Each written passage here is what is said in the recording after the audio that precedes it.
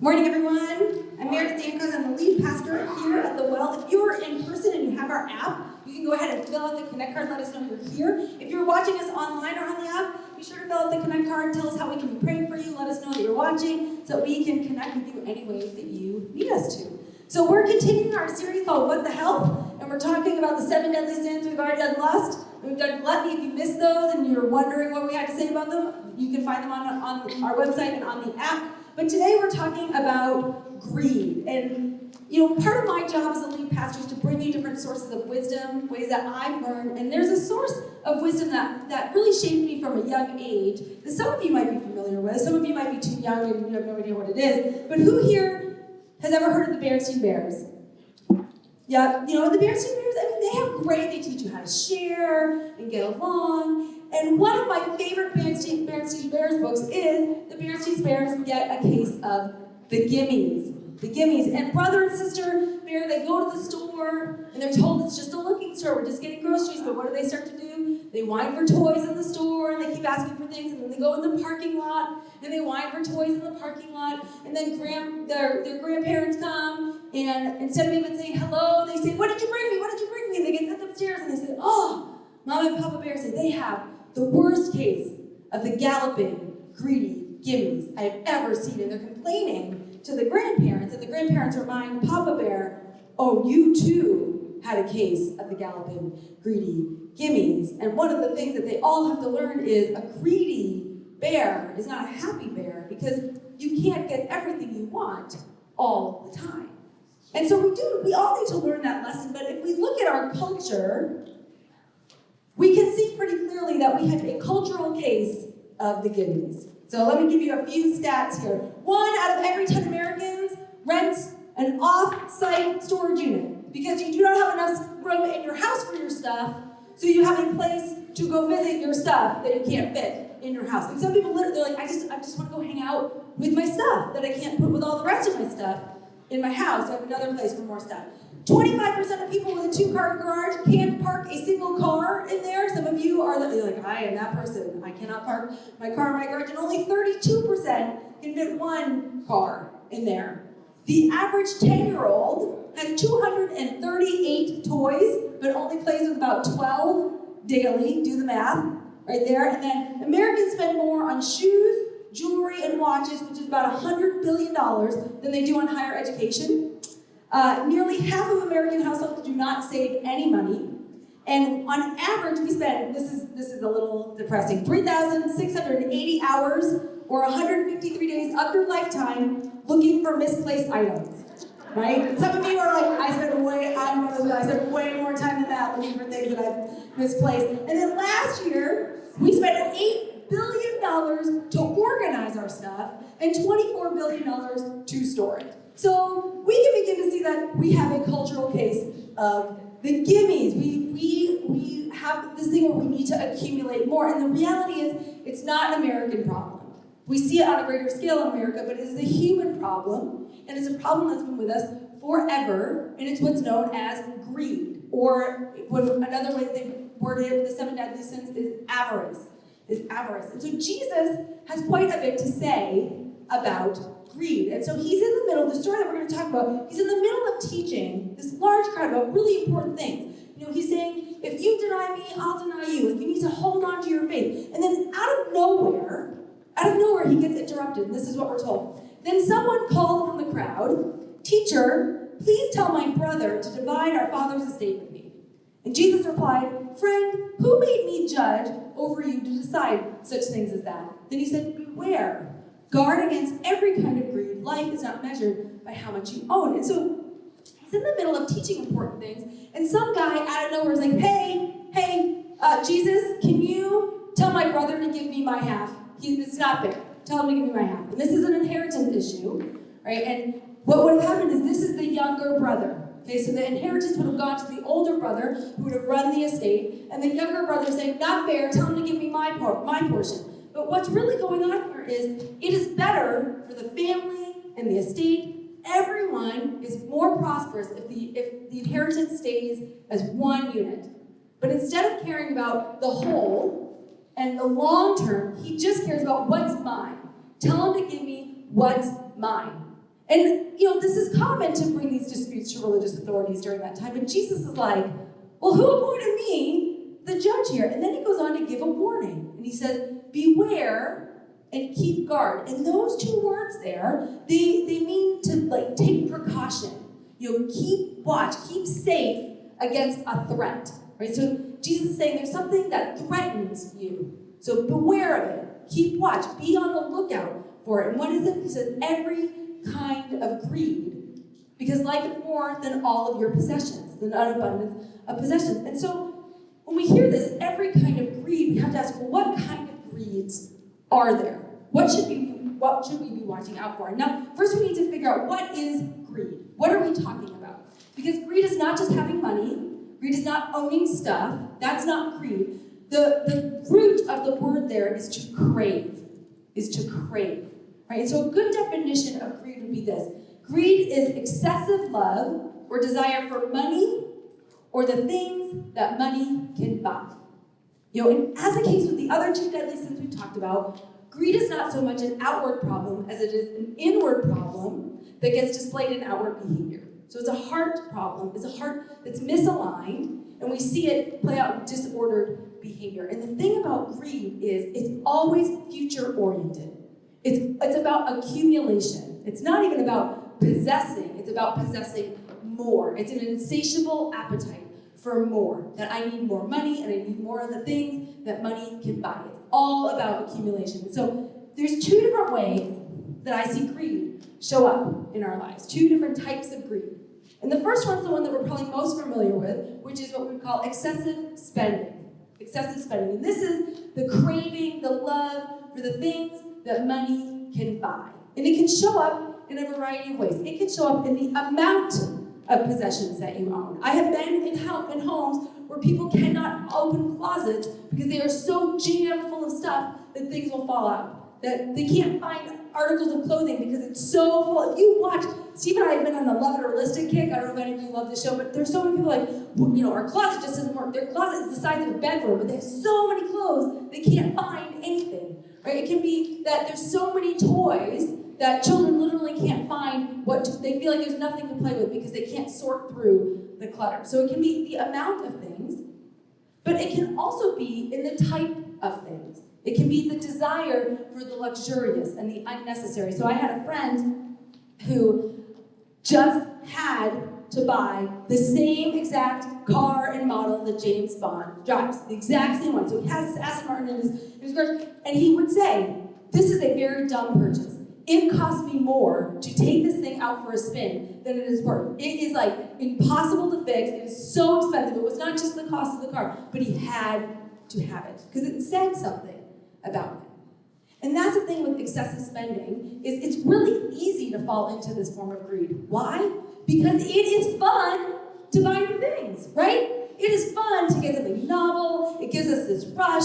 It makes us feel like this will satisfy me. This will make me who I want to be. This is the answer. And for a very short moment, it feels like it is. It fills that void, and then it doesn't, right? And so what do? We think, well, what's the next thing I need to purchase that's going to fill that void and make me feel that rush and make me feel more excited and that my life is worthwhile. And we begin to believe that possessions will satisfy us. We fall into that false hope that possessions are actually the thing that will fill this void in my life. And so greed can show up in a dollar store, and greed can show up in a luxury store. It doesn't matter the type of thing that you are buying. It's that we begin to believe that life is about what we possess. So that's the first type of greed, but the second type of greed is sometimes harder to identify. So we have excessive spending, but the other side of that is excessive saving. And this is, while excessive spending is the love of things that money can buy, excessive saving is the love of money itself. To have money in and of itself. And again, it shows up in a variety of ways. It can show up in your obsession with your retirement account. Right? And I know many people, more than one, who said, wow, I won't feel ready to retire, not until I've made my first million, but until I've saved my second million. And you're like, well, once you have $2 million saved, then you're ready to retire, right? We get obsessed with what we're putting into our 401ks. I mean, I have a family that almost every night at dinner when we lived with them, they would talk about the state of their 401ks. Like, we can't talk about the state of our 401ks, it's not good. It can look like that, but it can also look like being really stingy. Always choosing the cheapest option. Keeping track. So I had a friend who was a really good saver, but she was also so stingy that one time she went out with another friend and they split a pretzel. And then later she's like, you owe me $2 for that pretzel. And she kept accounts and it just felt bad. Like there was no generosity there. So it can be about being stingy. It can be about bargain hunting. You're that person who's spending hours and hours clipping coupons to save 50 cents on a loaf of bread. You go to multiple stores to find the best deal. You're always trying to game the system. Or it can look like an overprotection of your belongings. That you're not generous with them, that you don't share. We teach children how to share, but as grown-ups we start thinking, I don't need to share, this is mine. And so you might break it, so I'm not gonna let you use it. I won't let my kids do that. They have to share all their toys, but I won't share my toys because you might break my toys. And my toys are expensive, and I bought them, and I earned them, and they're my money, right? And so we can begin to believe that excessive saving is a good thing. It can hide greed. Andy Stanley says it like this. The truth is, we've made it almost impossible to identify greed in our own lives. Unlike anger or guilt, greed hides behind several virtues. Greedy people are savers, and saving is a good thing. Greedy people are often planners, and planning is a good thing. Greedy people want to make sure their financial future is secure, and that's a good thing as well. Greed is easy to hide from ourselves, but the people around us know. Because although it may be difficult to spot greed in the mirror, it isn't difficult at all to see in the people around us. Because here's the thing about greedy people. They save carefully, and they give sparingly. You can save carefully and give sparingly. And sure, the culture might reward you, either for having excessive belongings and luxurious belongings, or for excessively saving. But at the heart of both of those is the same issue. It's the same heart issue, which is fear. The fear that there's not enough to go around. God isn't going to provide. I have to get it for myself. I have to make my own way. And we begin to measure our life by money. Money becomes the measure of our life. How much we have, how much we can spend, how much we make, how much more I have than you. And we fall into exactly what Jesus warned. Your life is more than the abundance of your possessions. And then we fall into this cycle where the more we possess, the more we spend time investing and protecting the things that we possess. And so when Steve and I, we learned this early on when we were young, and on our first church set us up with a financial advisor after we were there for a little while. And we were working in Greenwich, Connecticut, which is incredibly wealthy. And so we sat down with this financial advisor. He said, okay, so tell me what your assets are. I'm like, we don't have any assets. He's like, you don't have any assets? I'm like, well, we have 2 master's degrees and a boatload of debt to go along with them, and we have a 10-year-old Hyundai Elantra. Does that count? He's like, okay. And he didn't know what to do with this because he never really sat down with people who didn't own any assets. And he said, well, you need to start having a plan on what assets you're going to get and then how you're going to insure them, because that is the purpose of life. Literally said, that's the purpose of life, to get assets and to insure them. And sometimes when someone says it that directly to you, you go, yep, that's what most people are doing. If we're really honest, that's what a lot of us are doing. I'm getting things and then paying to make sure that if those things break or someone takes them, they get replaced. And we think that's the purpose of life. And we've missed the point. We've missed the point because greed is all about accumulation. Again, Andy Stanley says this: the person whose heart is coated with greed believes he has earned the good things that come his way, and therefore is determined to control his possessions and wealth the way he sees fit. Greedy people have a supersized sense of ownership.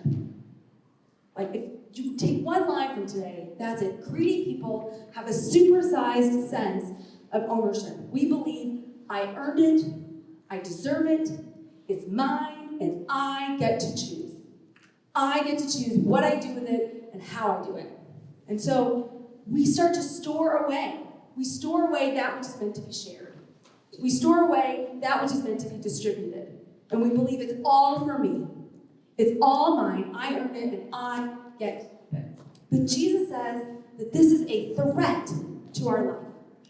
That excessive spending and excessive saving, the fear that is behind greed, is a threat. It is something to be on guard against. It is something to be aware, to be on the lookout for. And he goes on to emphasize this point by telling this story. And he says this. Then he told them a story. A rich man had a fertile farm that produced fine crops. And he said to himself, what should I do? I don't have room for all my crops. And then he said, I know, I'll tear down my barns and build bigger ones. Then I'll have room enough to store all my wheat and other goods, and I'll sit back and say to myself, my friend, you have enough stored away for years to come. Now take it easy, eat, drink, and be merry. But God said to him, you fool, you will die this very night. Then who will get everything you worked for? Yes, a person is a fool to store up earthly wealth, but not have a rich relationship with God. And so, in this story that Jesus tells, an important thing to note here is the man is already rich. He says, a rich man, and that word there means abundant, abundantly supplied. This is not someone who is living paycheck to paycheck, trying to figure out what ends meet, and then has this windfall. Right? This is someone who already has enough. He has enough, but he ends up with more, and he makes his plan, because what happens is he has a bumper crop that year, meaning he has more than what he expected. And the thing with a bumper crop is the prices would be low that year. So he decides, I know, I'll store it away for when there's a lean year and the prices will be high, and then I will make a whole lot more money. How am I going to do that? My barns don't fit on this stuff. I'm willing to complicate my life, to inconvenience myself temporarily, to build a bigger barn, because that's a really good plan. And where it gets really interesting is when he starts to talk to himself, the conversation he has with himself. And if we read it a little differently, this is what it says if you were to go with the Greek. He says, and I'll say to my soul, you have plenty of grain laid up for many years. Take life easy, eat, drink, and be merry. When he says, my friend, or myself, I'll say to myself, self, he's actually saying the word soul there. And that word is psyche. It's psyche. And what does it mean? It is the eternal part of himself. So he's talking to that eternal part. His thoughts, his hopes, his motivations, his feelings. John Ortberg describes his soul well. He says this, your soul is the deepest part of you. It is the whole person. Your soul is what integrates your will, your intentions, your mind, your thoughts and feelings, your values and conscience, and your body, your face, body language, and actions into a single life. It is the vital force of life. So he's talking to this eternal part of himself, and he's making this great plan. Soul, just take it easy. Relax. You've got it made. And so notice he has no mind for anyone else. Right? He's not thinking about how else he could use his crop. He only thinks about himself. And then Jesus says to him that this is life. Because God's response is, I'll say to my soul, you have plenty of grain laid up for many years, take life easy, eat, drink, and be merry. And God says, you fool. This very night, your soul, same word, will be demanded of you. So this man's been talking to his soul, and then God says, that thing that you're telling, take it easy, this is the whole point. He says, it's going to be demanded of you tonight. And the word demanded is a loan coming due. And so what Jesus is saying is, your soul is on loan to you. And one day, it's going to come up due, and you're going to have to pay it back. And what is it going to look like? Jesus is saying, your greatest asset is not your money, or your things, or your barns, or your crops. Your greatest asset is your soul. And so this man has a plan that most of us would reward, right? It's a great business plan. Super smart. Like, yes, make a temporary investment so that way you have long-term wealth, and then you're going to be able to retire. You got your first million and your second million there, you're good to go. And then you can relax and take life easy. And Jesus says, notice he doesn't say you sinner. He says you fool. And to be foolish means to be short-sighted.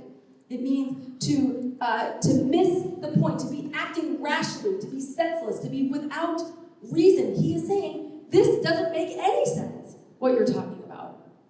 This is rash. Though we, from a worldly perspective, think, no, that's smart. Like, that's what we're told to do. Take your money, save it, spend it later. And Jesus says, no, you're investing in the wrong thing. See, the bumper crop is an investment opportunity. And he can invest in transformation, or he can invest in comfort. And he chooses comfort. But God is saying, the bumper crop is an opportunity to invest in the one asset that really matters in the end. The one thing that's actually going to matter. Dallas Willard says it like this: the most important thing in your life is not what you do, it's who you become. That's what you will take with you into eternity. You are an unceasing spiritual being with an eternal destiny in God's great universe. But to this guy, he worked. He owns it all, he deserves it, and he gets to choose. Let's be really clear. He didn't plant that crop by himself, harvest that crop by himself. Like, there are other people involved, but he has no mind for anyone else but himself. He can only see himself. And Jesus says this is the most foolish way to live. And then he drives the point home with this. He says, yes, a person is a fool to store up earthly wealth, but not have a rich relationship toward God. And in the Greek there, that rich relationship, to be abundant towards God, is the same word that he started the story off with. There was a man who had great abundance. It is foolish to keep things up for yourself and not have great abundance towards God. Right? So what is Jesus trying to say here? He's not saying that abundance in and of itself is the problem. Right? He's not calling this man foolish because he's rich. He was rich to start with. That's not what makes him foolish. That's not the problem. Having money isn't the problem. Saving money isn't the problem. Having stuff isn't the problem. It's what we think about abundance. How we respond to abundance.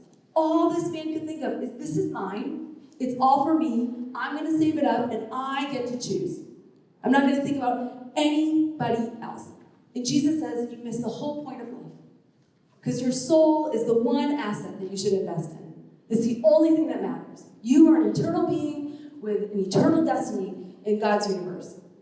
And so to invest in something so small and not use it as an opportunity to invest in the one asset that matters is foolish. Because with each one of these 7 deadly sins, we've talked about how there's a virtue that gets distorted. There's something good that gets twisted, and it goes off the rails. And the one alongside greed is generosity. And the first way that generosity gets distorted for us is that we miss God's generosity. We forget that everything we have is a gift that's been given to us. In Deuteronomy 8, we're told just the fact that you can even earn wealth, that you can even work at all is a gift from God. Remember that. Everything's a gift. And so when we forget that everything we have is a gift, that the air in your lungs is a gift, the fact that you woke up this morning is a gift, the fact that you can see, the fact that you can speak, the fact that you can work and move, it's all a gift. When we first get God's generosity distorted, then our generosity gets distorted. Because then we begin to believe it's mine. It's all mine. And I might decide to be charitable, and wonderful for me if I'm that way. Aren't I so great to be a little bit charitable? Rather than, of course I'm called to be generous, because it all flows from generosity. So generosity is the thing that gets distorted, and generosity is the cure to greed. And Andy Stanley says it like this: generous giving will break the grip of greed in your life. So whether or not you think you have extra, give and give generously. You've got to give to the point that it forces you to adjust your lifestyle. If you're not willing to give to the point that it impacts your lifestyle, then according to Jesus, you're greedy. If you're consuming to the point of having little or nothing left, you're greedy. If you're consuming and saving to the point that there's little or nothing left to give, you're greedy. And many of us are like, man, I might be greedy, And Augustus says that there's two ways that greed gets a grip in our life. The first is that belief that I sweat for it, I earned it, so it's mine, and I deserve it. But the other way it gets a grip in our life is when we experience lack, when we experience poverty of some sort, or not enough. Because both of those, there's this fear. And I know for me, personally, generosity has never been hard for me. I've always been someone who freely gives. Steve jokes all the time that if I was in charge of our finances, we would have no money, because I'm like, we should give to this, we should give to that. And so generosity never was a struggle for me until recently. Until I experienced the second part of what Augustus talks about, which is not having enough. So right before the pandemic, Steve and I lost our jobs, and we had no source of income. And we couldn't get another church job, and with every dollar spent, we were getting closer to zero. And we had to sell, we had just bought our home the month before, so we had to sell our house, we had to sell my car, we sold all of our furniture, we sold everything that we could, right? And we had no one, we had to move in with my parents, and every dollar, again, we were tracking every dollar, not because we're like, oh, maybe we're like, nope, we just gotta see when we hit zero, when we are out. When you said we're like, okay, we have 2 more months, we have 1 more month. We went 9 months without making any money, right? 9 months. And we had gone through hard times before in our marriage, but we'd never gone through them without any source of income. And so during that time, God sustained us, miraculously God sustained us, and we did not get to zero. And we were so grateful for that. And then we came here, which we were so glad to be here, and a few months of being here, our best friends came into a huge bonus, like a really, more than I normally make in a year bonus. And they started asking God what he wanted them to do with it, because they tithe. And they prayed, how should we handle the tithe, Lord? And God just made it so clear that they were supposed to give it to us. And we were very humbled. And it is very humbling to be in a place where you can't turn away other people's generosity. Where you're like, actually, no, we need that. We'll take that. Yes, thank you. It's not a matter of like, oh, so great. Like, thank you. That's going to buy groceries for us for a little while. And so we got this money, and it felt really great. And then I started thinking, we should probably tithe from our portion of the money that we got. And everything in me was like, no. And I tried to rationalize and be like, no, it's a gift. We don't have to do that. Like, we'll just keep it. Like, we don't have to give any away. And I started talking to Steve about it, and I was like, man, I'm really struggling with this, because I think we should, and we normally would. Like, normally it would never be hard for me. I've been tithing since I became a Christian for over 20 years, and it's never been hard for me. And this time I was like, I want to hold on to every penny. I'm scared to give it away. Even though God sustained us, even though there was enough, I'm afraid it's going to run out again. And so, as we worked through it, we decided to trust God and to tithe that portion of it, right? And, when we think about how much we got, and then how much we're giving away, it was, it's ridiculous in perspective, but, okay, we're going to do it. And I can tell you, it was not easy to give that money away, but it was relieving to give that money away, because I knew that I was at a crossroads in my heart. Am I going to give in to fear that God's not going to provide, that it's going to run out, and I have to keep it's mine, and I get to keep it? And I don't think God ever punished me for keeping it, but I think God wanted something more for me, because generosity is the cure to the fear behind greed. And I love this. And some of you might not like the way that he says this, but again, Andy Stanley says, giving is the way God chooses to change our hearts. And as your heart changes, your attitude and feelings will follow suit. God loves a cheerful giver, but he'll put your money to good use whether you're cheerful or not. So my advice, give until you get cheerful. And some of us, we've used that excuse of like, well, I can't give cheerfully, so I'm not going to give yet. But sometimes it is the act of giving. It is the trust of giving that begins to release the grip that fear has on our heart around money, that there's not going to be enough. I have to hold on to it. The belief that it's all mine. But the truth is, it's not yours. You didn't give it to yourself. It's not meant to just be yours. So God used that act of giving to realign my heart with God. And that's the whole point. It's not about spending less, owning less, making less. That's not the reality when it comes to greed. It is about reorienting our heart, aligning our heart so clearly with God that we see money properly. That we see money properly, that all money, every dollar, is an opportunity to participate in God's kingdom. It is an opportunity to invest in your soul. That money is an opportunity to shape your character, because your soul is the only asset you bring with you in the end. Who cares what kind of car you drove? You don't get to bring it with you. We all know that, but we don't know that, right? We live as if like, no, the point is to own the best car that I possibly can. But you can't bring it with you, but you do bring your soul with you. It will come due one day. It is on loan to you, and how you choose to invest in it and what you choose to do will matter. Whether you have lived wisely or you have lived foolishly. And so we no longer, if we're followers of Jesus, we don't see money and possessions as assets in and of themselves. We see them as an opportunity to invest in the greatest asset that's been given to us, which is our souls. We need to realign our heart with God's heart. And there's 3 practical ways that I think that we can do that. And the first one is gratitude.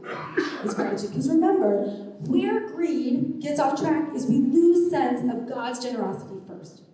Everything you have is a gift. Everything that you have is a gift.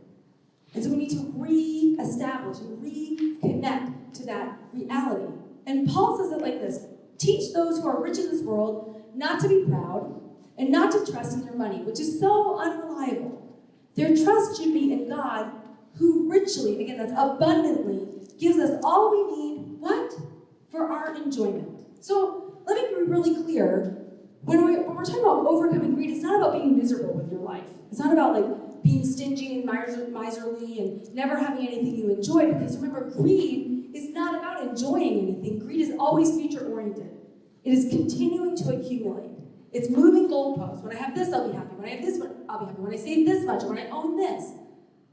And so the way to re-tap into that of gratitude is to take stock, is to pay attention. And let me ask you this question. This is a hard question. But if someone were to have complete access to all of your financial information, everything, what you save, what you earn, what you spend, all of it, and they knew nothing else about you, what story would they write about your life? What story would they write about your life? What would they know about you? And if you are uncomfortable with what that story is, that's a big sign that we need to reorient our heart. If it's this person just really loves, designer clothing, or they love to shop at the dollar store, or they've saved everything but they haven't given to anyone. If that's the story that you're writing, the story that you're writing with your money is the story that you're writing with your life. It is the story that you're writing with your soul. So one thing that you could do is track your purchases for a month and just see, what do I spend my money on? Where is it going? Do I give any of it away? Or do I keep it all for myself? And when I give some away, small portions away, do I think, I'm so amazing. Look, I give away my stuff. So take stock. If you are someone who cannot fit your car in your garage, or cannot fit your clothes in your closet, or you have a place for your stuff because your stuff doesn't fit in the house with the rest of your stuff, you need to take stock of what you have. Because again, greed is about accumulation. It's not about enjoyment. God has richly and abundantly provided for the enjoyment of our life. But greed robs us of enjoyment because it is insatiable. And so take stock. If your kids have too many toys that they don't know what to play with, go through them and get rid of some. Because we can't be grateful if we're surrounded by so much that we can't even see what we have. So the first step is to re-plug in to God's actual provision, to be able to see it. The second step is simplicity. And now, simplicity, again, is not about being cheap. It's not about, never spending any money. Simplicity is about being content.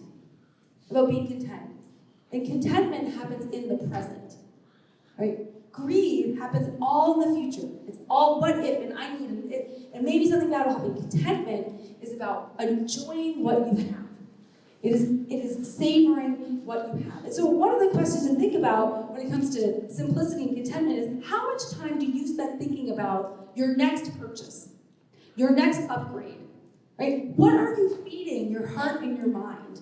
Are you insatiably watching home improvement shows, and so all you do is walk around and think, my home doesn't have this, I need to knock on this wall and have a laundry room that's 5 times the size of what I have. And are you following Instagram accounts that just constantly make you feel like I don't have enough? Magazines, books, movies, YouTube videos, commercials. What are you consuming that tells you you need to consume more?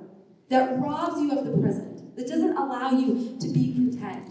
Because if you're living for your next purchase and your next upgrade, you're all in the future. So, one of the rules that Steve and I have is before we make a purchase, we really think about why are we using it and what do we want out of it? What's the one that we want rather than the cheapest one? Because sometimes we think, oh, I'm being very frugal, I bought the cheapest one, but the cheapest one doesn't really work the way that you want it to, and it keeps breaking, so now you're thinking about the next one that you're going to buy, right? Because you're like, well, I saved a bunch of money, but this one's terrible, so I'm thinking about the next purchase that I'm going to make to replace the terrible one I bought. And so one of the things that we've decided is, let's buy the one that we want, even if it costs a little bit more, and enjoy it, right? So it's not about the cheapest option, it's about what is going to make you content with what you have, so you're not always looking for the next thing. And so two tips I have for this is simplicity.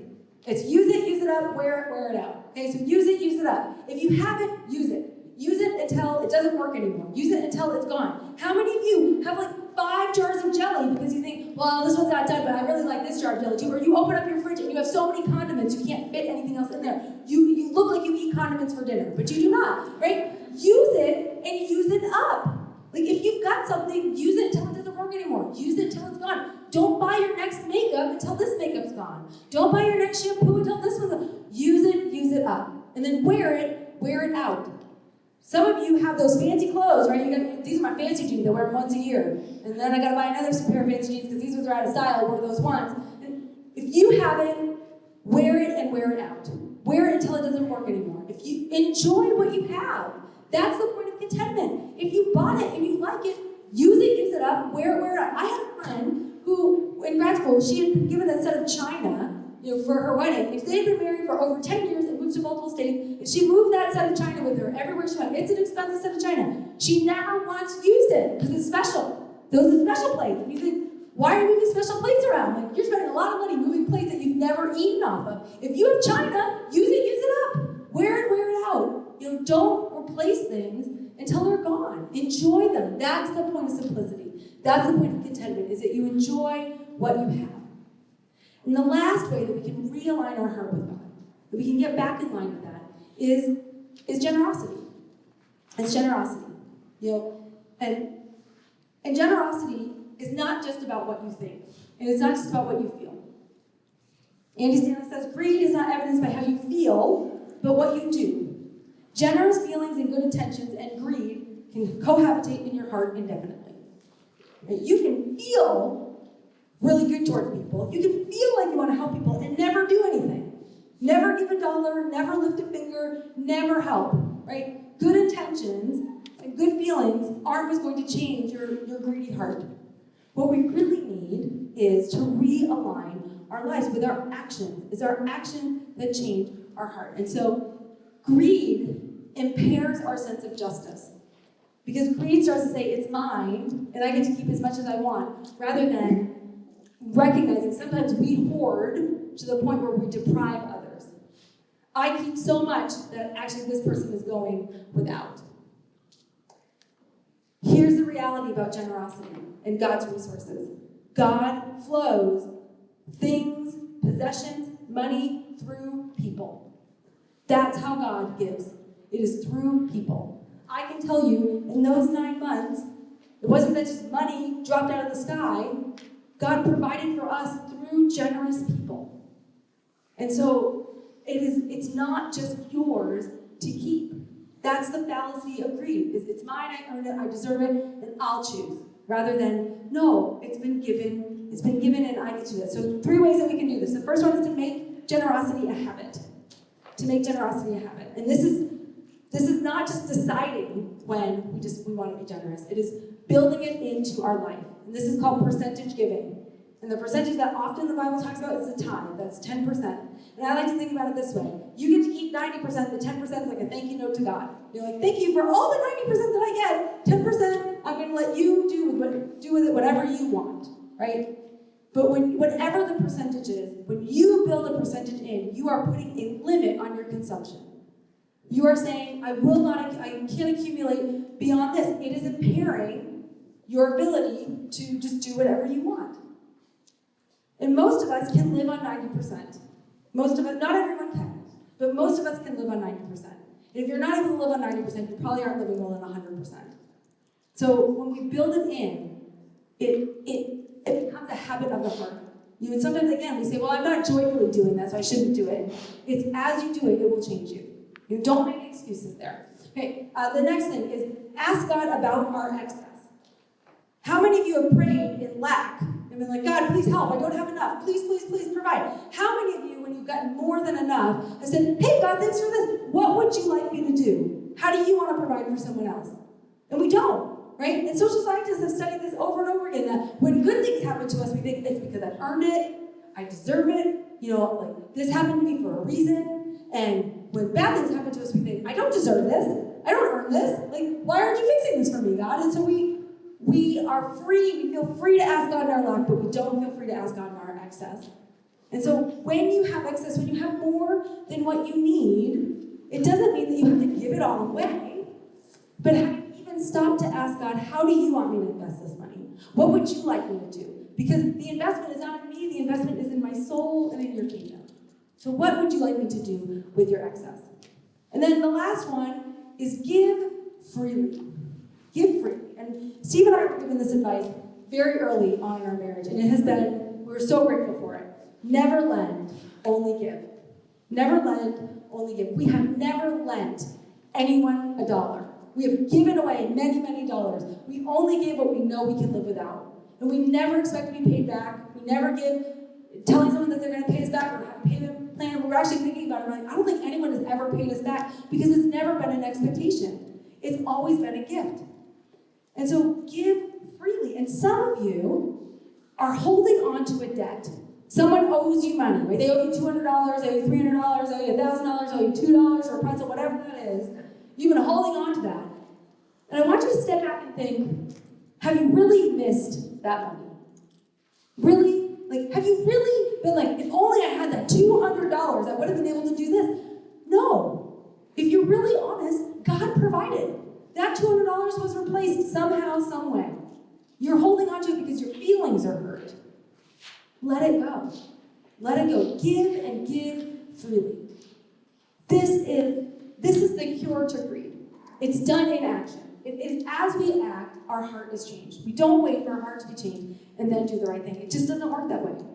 Because money gets a grip on us like nothing else. And we need to realign our heart so we see money properly. And here's the thing I want to leave you with. Spend your life and your money investing in the only thing that really matters in the end. The only thing you take with you. See it all as an opportunity to invest in your soul and in your character. Because that's what you take with you at the end. And it will come due at some day. And God will ask you, what have you done? Have you lived wisely or have you lived foolishly? Let's pray. Gracious God, thank you for the fact that you call us to more. That you call us to love you and to love you first. That you call us to live freely and you call us to live wisely. Thank you that you have given us our souls to invest in, to make a difference, God. And I pray for those of us who are in the grip of greed, whether it is excessive spending or excessive saving.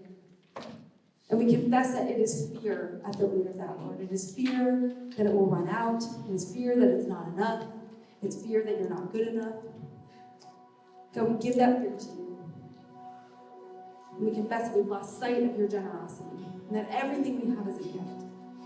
And Lord, we pray that you would give us the courage to be generous, even if we don't feel like it, even if we don't believe it, even if it's scary. Help us to have limits on our consumption. Help us to put you first and your kingdom first, Lord. Help us to live as free people, as wise people in this world. And we pray this in Jesus' name. Amen.